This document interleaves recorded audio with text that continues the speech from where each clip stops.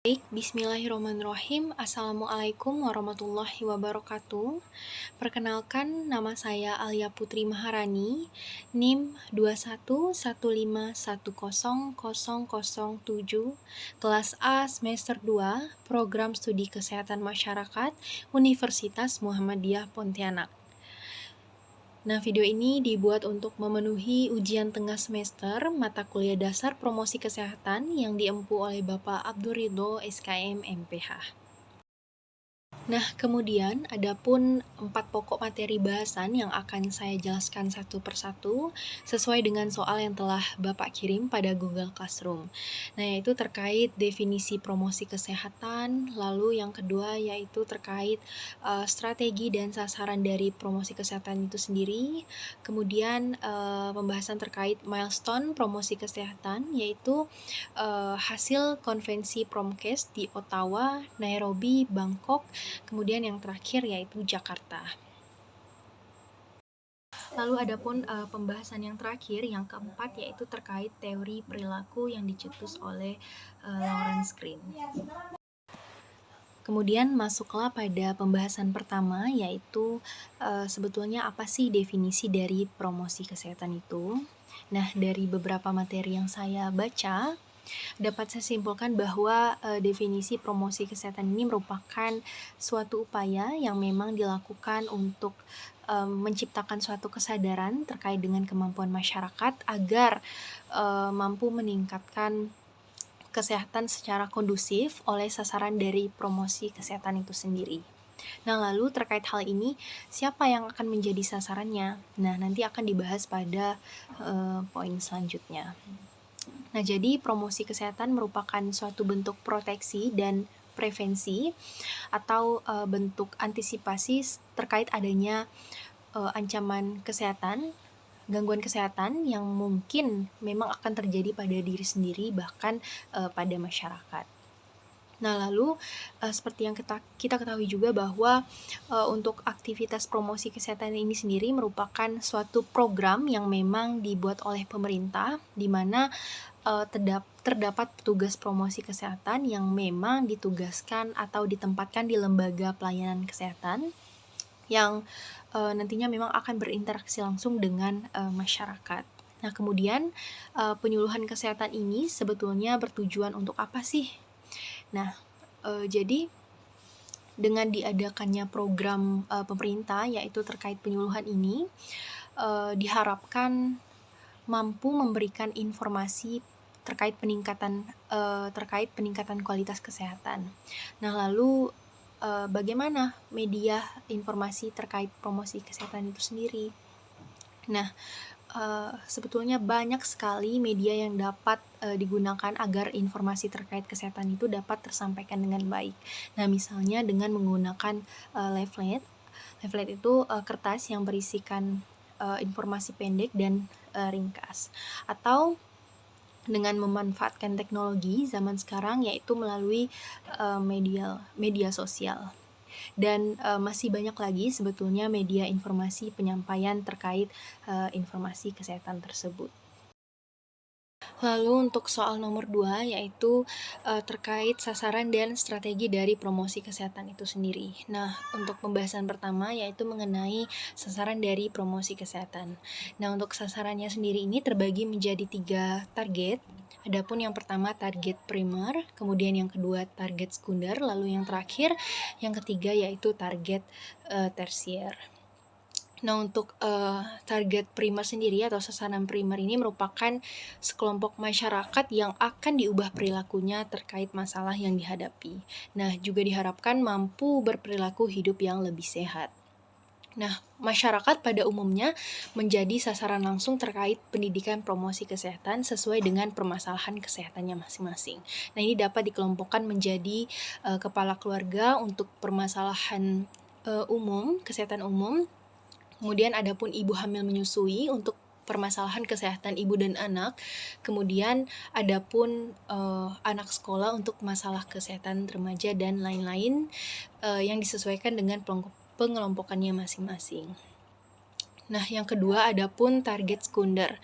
Target sekunder ini merupakan individu atau kelompok yang berpengaruh terhadap sasaran primer tadi. Nah, tokoh masyarakat ini menjadi jembatan terkait pelaksanaan promosi kesehatan terhadap masyarakat atau sasaran primer. Nah, untuk para tokoh masyarakat, tokoh agama ini disebut sebagai sasaran sekunder. Mengapa? Nah, karena dengan memberikan pendidikan kesehatan kepada kelompok ini, diharapkan pada kelompok ini selanjutnya dapat memberikan pendidikan kesehatan di sekitarnya. Serta diharapkan juga pada kelompok ini mampu memberikan acuan terkait berperilaku sehat kepada masyarakatnya. Atau diharapkan tokoh masyarakat ini menjadi panutan dan dapat menyampaikan pesan-pesan bagi masyarakat, di samping mereka sendiri itu menjadi contoh kepada masyarakat yang seperti saya sebutkan tadi. Nah, yang terakhir, yang ketiga ada pun target primer. Nah, target primer ini para pembuat keputusan atau penentu kebijakan baik pusat atau daerah dengan kebijakan atau keputusan yang dikeluarkan oleh kelompok ini mampu atau akan mempunyai dampak terhadap perilaku pada tokoh masyarakat, yaitu pada sasaran sekunder serta kelompok masyarakat umum atau sasaran primer tadi. Nah, tentunya diharapkan juga mampu terdukungnya prasarana untuk berperilaku hidup yang lebih sehat. Lalu setelah membahas terkait siapa saja yang menjadi sasaran promosi kesehatan sesuai dengan pengelompokannya masing-masing, lanjutlah pada materi selanjutnya, yaitu terkait strategi promosi kesehatan menurut WHO pada tahun 1994. Nah, yang pertama ada pun advokasi. Nah, advokasi ini di mana sasaran targetnya adalah sasaran tersier, dan diharapkan pada sasaran tersier ini atau pada pemangku kebijakan ini mampu mendukung terkait program atau promosi kesehatan yang ada. Nah, kemudian yang kedua yaitu social support atau bina suasana. Nah, pada social support ini sasarannya adalah target sekunder.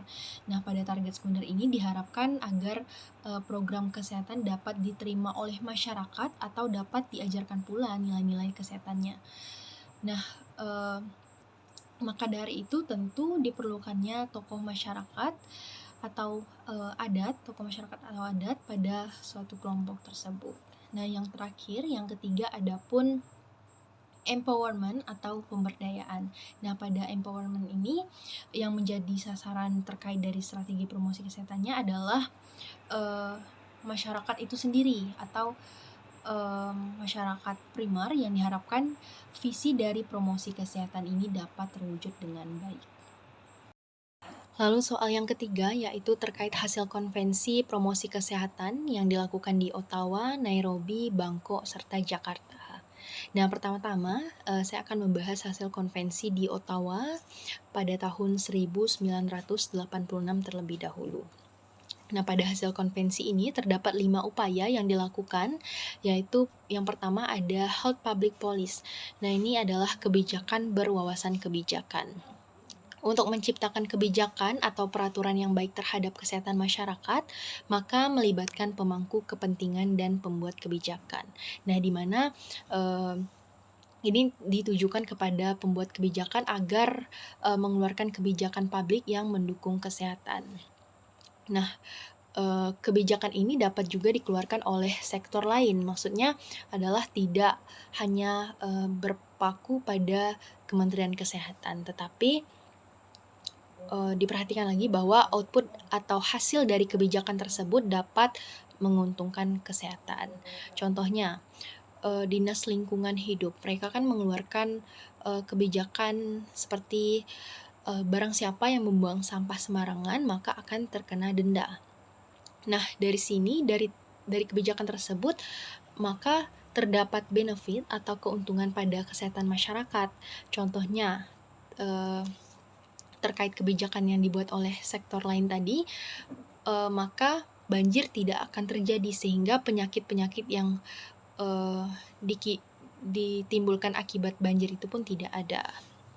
Lalu yang kedua yaitu, supportive environment atau lingkungan yang mendukung. Nah, agar tersedianya sarana dan prasarana fasilitas kesehatan untuk masyarakat, maka tentu melibatkan pemerintah daerah atau pengelola tempat umum. Misalnya nih kita ingin, lingkungan di sekitar kita nih lebih sehat dan bersih, namun pada kenyataannya tidak disediakan tempat sampah misalnya. Nah, maka dari ini dibutuhkanlah fasilitas kesehatan, entah itu di tempat-tempat, tertentu ataupun di tempat-tempat umum, yang tentunya diharapkan, bisa meningkatkan upaya kesehatan pada masyarakat. Lalu yang ketiga adapun, reorient health service atau reorientasi pelayanan kesehatan. Nah, di mana melibatkan penyelenggara atau penyedia pelayanan kesehatan seperti pemerintah, swasta, serta masyarakat yang secara bersama-sama menciptakan pelayanan kesehatan, terbaik. Nah, jadi yang memberikan pelayanan kesehatan ini bukan hanya, puskesmas atau rumah sakit saja, tetapi, masyarakat umum juga mampu atau bisa menjadi, provider. Jadi provider ini adalah penyedia layanan kesehatan yang tentunya dengan, kapasitas mereka sendiri. Lalu yang keempat, adapun personal skill atau keterampilan individu. Nah, meningkatkan keterampilan individu untuk menjaga dan meningkatkan kesehatan, pada masyarakat. Nah, ini, seperti yang kita ketahui bahwa pada zaman sekarang kan sudah semakin canggih pada, perkembangan teknologi atau pada, pemanfaatan teknologi yang canggih. Nah, sekarang kan banyak sekali pemanfaatan aplikasi atau situs-situs dari internet maupun buku atau media lainnya yang mampu memberikan informasi terkait bagaimana sih pemeliharaan kesehatan itu, seperti itu. Nah, lalu yang kelima adapun, community action atau gerakan masyarakat. Nah, apabila di dalam masyarakat ini terdapat gerakan-gerakan yang mempromosikan kesehatan secara berkelanjutan, maka, promosi kesehatan akan berjalan secara efektif. Nah, agar pada suatu masyarakat tersebut, tercipta pola atau sistem komunitas agar mereka mampu menjalankan perilaku, hidup sehat tersebut. Lalu yang kedua yaitu hasil konvensi Nairobi pada tanggal 26 sampai 30 Oktober tahun 2009. Nah, yang pertama yaitu membangun kapasitas promosi kesehatan atau building capacity for health promotion. Nah, jadi dapat membangun infrastruktur dan kapasitas kesehatan secara berkelanjutan pada semua tingkatan yang diharapkan mampu memperkecil kesenjangan yang ada, yaitu misalnya dengan memperkuat kepemimpinan, lalu menjamin pembiayaan yang memadai, atau bisa juga dengan mengembangkan metode dan teknik promosi kesehatan. Lalu yang kedua yaitu penguatan sistem kesehatan, di mana untuk menjamin kesetaraan dalam kesehatan dan memenuhi standar kesehatan yang optimal, maka intervensi promosi kesehatan harus menjadi bagian yang tidak terpisahkan dalam sistem kesehatan itu sendiri. Nah, misalnya dengan memperkuat kepemimpinan juga, lalu dengan menyempurnakan kebijakan, kemudian menjamin akses kesehatan secara luas, dan lain-lain. Lalu yang ketiga yaitu kemitraan dan kerjasama lintas sektor atau partnership and intersectoral action. Misalnya dengan memperkuat kepemimpinan, lalu menyempurnakan kebijakan, lalu juga dengan menyempurnakan implementasi, dan lain-lain. Kemudian yang keempat yaitu pemberdayaan masyarakat atau community empowerment. Nah, pada community empowerment ini masyarakat harus mampu berbagi kemampuan, kemudian berbagi sumber daya, dan pengambilan keputusan untuk memastikan dan mempertahankan kondisi kesetaraan dalam kesehatan. Nah, misalnya dengan mendorong kemandirian masyarakat, lalu dengan membangun sumber daya yang berkelanjutan. Nah, lalu yang terakhir, yang kelima, adapun sehat dan perilaku sehat atau health literacy and health. Nah, di mana terkait hal ini kesadaran merupakan esensi yang sangat penting dalam pembangunan dan promosi kesehatan itu sendiri. Misalnya dengan mendukung pemberdayaan, lalu dengan pemanfaatan teknologi informasi. Lalu adapun hasil konvensi Bangkok yang dilakukan pada tanggal 7 sampai 11 Agustus 2005, yaitu yang pertama perlu strategi dan komitmen untuk menghadapi berbagai faktor yang berpengaruh terhadap kesehatan di dunia global. Nah, serta kebijakan dan kemitraan untuk memberdayakan masyarakat diharapkan mampu memperbaiki kualitas kesehatan. Nah, ini termasuk ketidakmerataan di bidang kesehatan. Lalu menjadi fokus pembangunan nasional dan global. Lalu yang kedua yaitu salah satu hak asasi setiap manusia adalah untuk memperoleh kualitas kesehatan yang setinggi-tingginya. Nah, promosi kesehatan yang didasari hak asasi ini akan menawarkan konsep sehat yang tentunya positif dan inklusif, dan ini merupakan faktor yang mempengaruhi kualitas hidup dari seseorang. Nah, lalu yang ketiga yaitu perkembangan menuju dunia yang lebih sehat. Nah, memerlukan keterlibatan politik yang kuat, lalu peran serta advokasi yang saling berkesinambungan. Kemudian Piagam Bangkok ini juga merekomendasikan yaitu sebagai komitmen terhadap kesehatan bagi semua, yaitu antara lain peningkatan kesehatan yang akan menjadi pusat agenda pembangunan atau pemerintahan semua negara dan badan-badan internasional tentu harus berbuat sesuatu untuk mendekatkan jarak antara si kaya dan si miskin, atau serta perlindungan kesehatan yang khususnya dalam menghadapi produk, layanan, dan pemasaran yang membahayakan kesehatan. Lalu yang kedua yaitu terkait peningkatan kesehatan yang akan dijadikan tanggung jawab utama semua pemerintahan terkait dengan perkembangan sosial, politik maupun ekonomi yang tentunya berpengaruh terhadap kesehatan itu sendiri. Lalu yang ketiga yaitu terkait peningkatan kesehatan yang dijadikan fokus atau kunci terkait kelompok-kelompok masyarakat. Nah, karena masyarakat ini kan sering berada di depan untuk memperkarsai dan melaksanakan promosi kesehatan. Nah, maka mereka tentunya memerlukan hak, sumber daya, dan kesempatan sehingga mereka tuh akan berkembang dan saling berkesinambungan. Kemudian yang keempat yaitu terkait peningkatan kesehatan yang akan dijadikan prasyarat atau kriteria terkait dengan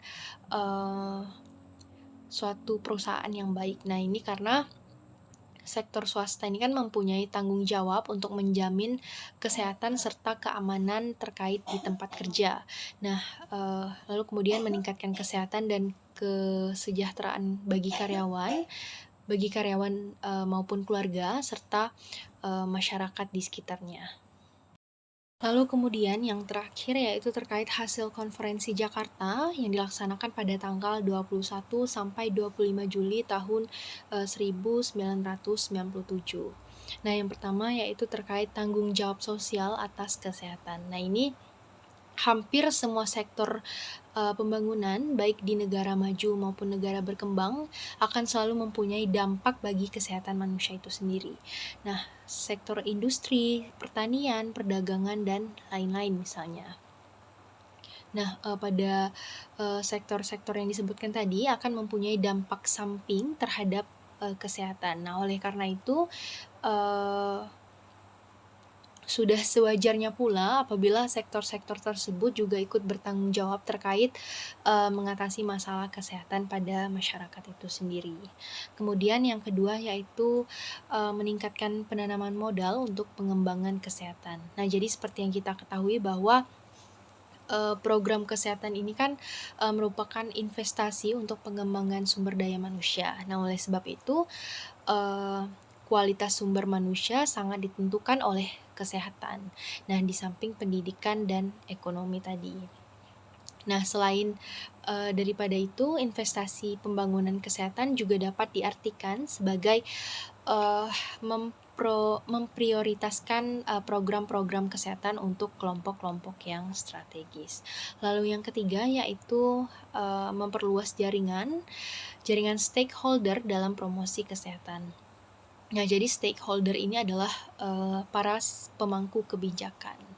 Lalu yang keempat yaitu dengan meningkatkan kapasitas masyarakat dan pemberdayaan perorangan. Lalu yang kelima yaitu terkait mengamankan infrastruktur bagi promosi kesehatan itu sendiri. Lalu untuk soal yang terakhir atau yang kelima yaitu terkait bagaimana sih teori perilaku yang dicetus oleh Lawrence Green. Nah, Lawrence Green ini mencoba menganalisis bahwa kesehatan seseorang ini dipengaruhi oleh dua faktor pokok. Di antaranya yaitu faktor perilaku dan faktor di luar perilaku. Nah, kemudian ada pun faktor perilaku yang ditentukan atau dibentuk oleh beberapa faktor, diantaranya yaitu faktor predisposisi, kemudian faktor pendukung, lalu yang terakhir ada pun faktor pendorong. Nah, yang pertama, faktor predisposisi atau predisposing factor, yaitu faktor yang akan menjadi dasar motivasi atau niat seseorang dalam melakukan sesuatu. Nah, faktor pendorong ini meliputi